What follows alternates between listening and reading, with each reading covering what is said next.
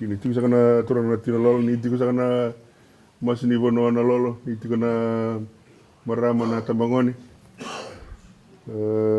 Ni tiku raw sa kendai na balislis ba matintu.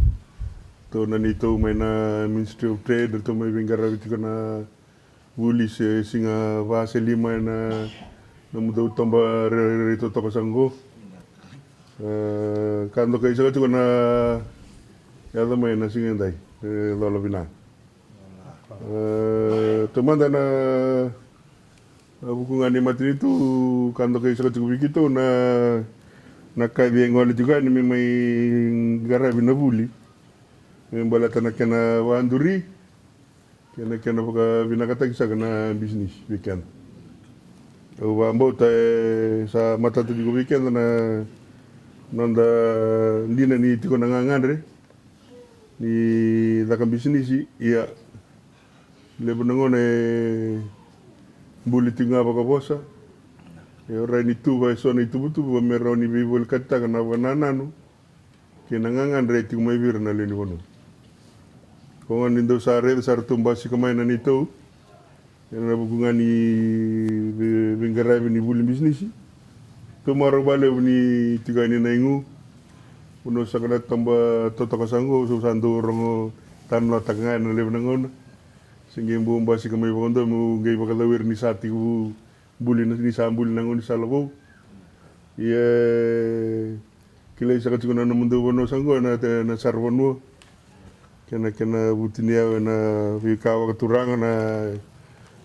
ni waitui ye kitu marabale ni ngalain nanganga ni sasang ni via buli bisnis korto may tigo kinana ni to maram kena sangay mimbulita kena na sasang ni takang bisnisi kena wana na no lebunga mero ni tanron romay na ilawe na vivono ato saran no na vikorkor wambo tandaro ni wambo tu kan dono puna lebu era ngolo tigo ba yaw na nonda na vikor lilew bati tir tanron no saro tigo na yaw mi ya sarmay bana nonda vi tigo bano ngona ngosa kambia kan doni tu na rani kan roba may na yaw ya sana ngeni tu ita bina pa se mata mai na salada pero ni don mukina na yaw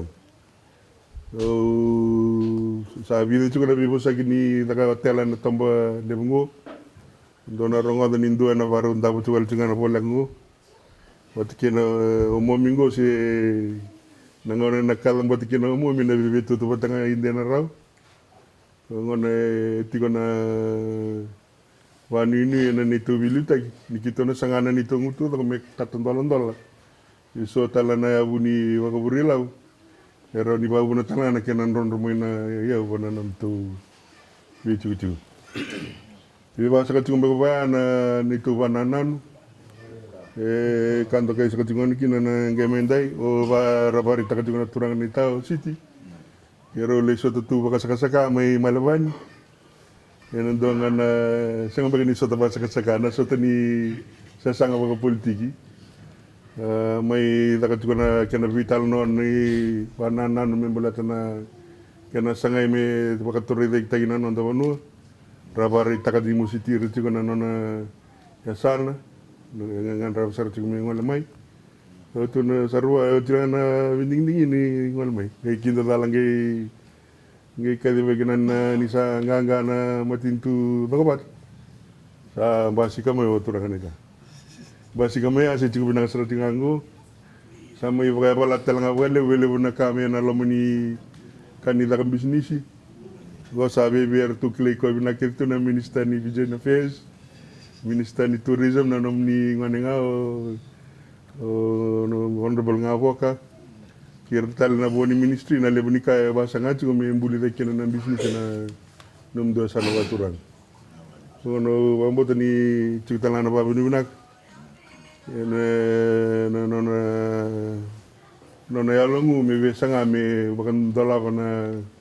salani bakay tayo ng business na numdo no sa naturang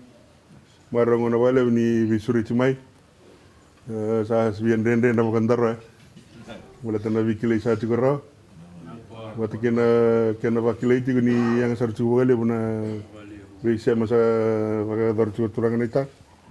Ambo te kena toko ni juga na rasa ngani baka mata nata kele bona kaki tu wana nan tugin na matintu. Na tambarangan ni bisnis lalai na kena baka madalam baka vara rawe minda tukila. Sena small micro small and medium enterprises. Go saka na ninda toro na ilabo wabure tu na matintu. Chino kawalu na pasenda ni bula bagai labo ni matintu. Vagi vawiri takati go kenda tu na small and medium enterprises. Kin membal endo na buru-buru ni labo le wana matintu watu kena baka ngarabi baka takatak.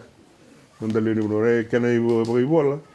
Bele ada besar juga na ono sanga bulu na pasenda na le ni bunor baka takatak kita itu bana. Small to medium enterprises. Kin malambal na san ni matintu yanam bimbi me kitu bito kontak se me kitu maroro na kena sanga me waka lebutak na ya bu ara cinkol na pasende ni le ya bu ni la bu ni matintu kin malambal ke sale ya dava na tol so la pasende se va so la pasende kin malambal san tigu tadok sarani waka wina kana na waka burila bir no nonda na tiwa mimbio kena na tiwa ngo ito ndagu ni korleleu ana ya bunga ni susanga ni ngarabi bisnis. Bisa kana kasanga gitu usaka liu takatu na tambana ko ngaraba na bisnis ni bisnis lalai mbeka na kena mga malalara. Bisa ka tultunga kina na koop. Kewa sore via la koop yana lolo ati tala rando mai laka kena vuli kena vivar ramtai nangi laka tikuna kena visam na bungani sesanga lebuna tu begitu sangat cunga mai kitu tua indo lebuna ngona indo sengara pe sona kana matintu sengani tu bako binak baka indo cunga ni tu warai sar ni matat nakani sesanga ni bisnis kitu sangat cunga metu bandone tu meroni matata na abu ni bingarabi na ngone la kama kinen dona bisnis lalai wakatau bana kai vi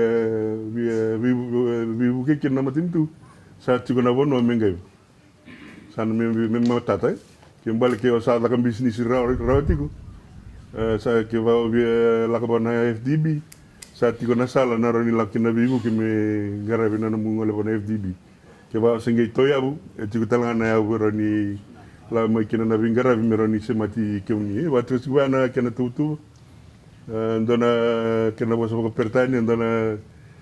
strategic plan la ka tingo membala na business lalai ni tagini na be otina bulumbe ko preli me sana be ka viva ki me matat kitu sana ngai tu ka kina na matini tu meroni nga da sarwa ka bina kana na sasanga ni be buke se ngandre pa ka na nomuni matini tu kambala